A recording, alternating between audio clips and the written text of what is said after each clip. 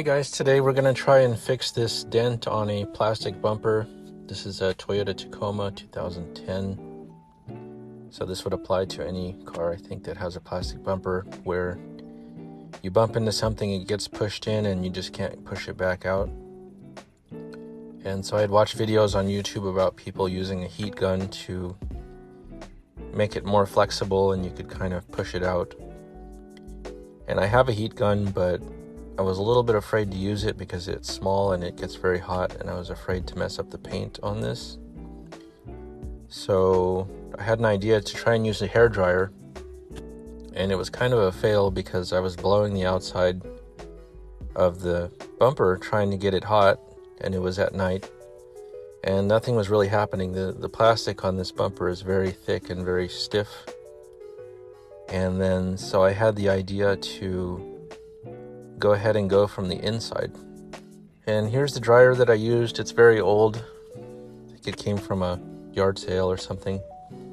This one's a little bit more powerful probably than a modern hair dryer, not sure, but it was replaced with a new one and I still kept this for possible things like this. So if your regular hair dryer doesn't work, just keep in mind that you have to have one that puts out some decent heat, which would be an older one. And so here we are. I'm having the dryer directly blowing on the inside of the bumper. It's basically touching it, and I have at this point been blowing it for about 3 or 4 minutes, and I could see that it was starting to get a little flexible, but this dent is very much pushed in, and so I was afraid that I wouldn't really be able to move it. I can't pull it from the outside because it's so hot now. And so what I did was as I saw the bumper was flexing, I actually used the dryer to push it, the front tip. You can see there how it's pushing through the bumper. And I just kept doing this. I started from the bottom, and we're still going, and you can see the first part I was able to get pushed out, and now I'm just working my way back from that center point, just blowing it. This is probably 10 minutes at this point, just trying to get it flexible, and hopefully you can push it out. It's still scraped either way, but there you go. You can see me pushing. If we can just get this pushed. Push. So you would push it, but it wouldn't stay.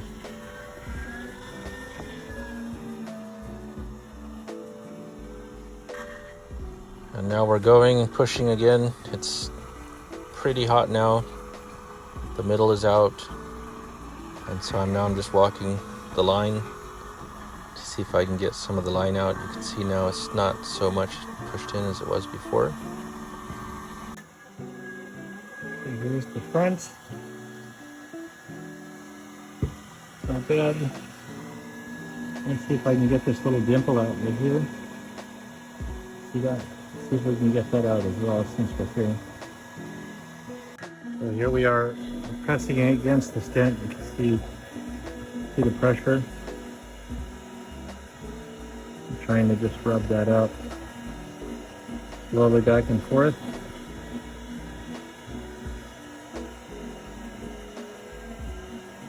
Take your time. So you can see the wrinkle is still there in the paint, but it's actually flat now. Flattened out. Just needs a repaint off the deck. So here we are. All popped out, and you just have to do a little paint and body work.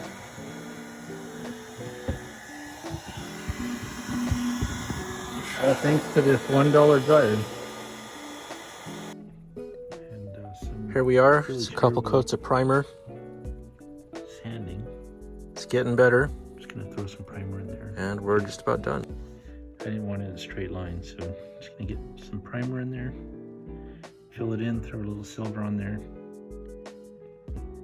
Nothing professional, just to get it presentable, and we'll paint it someday.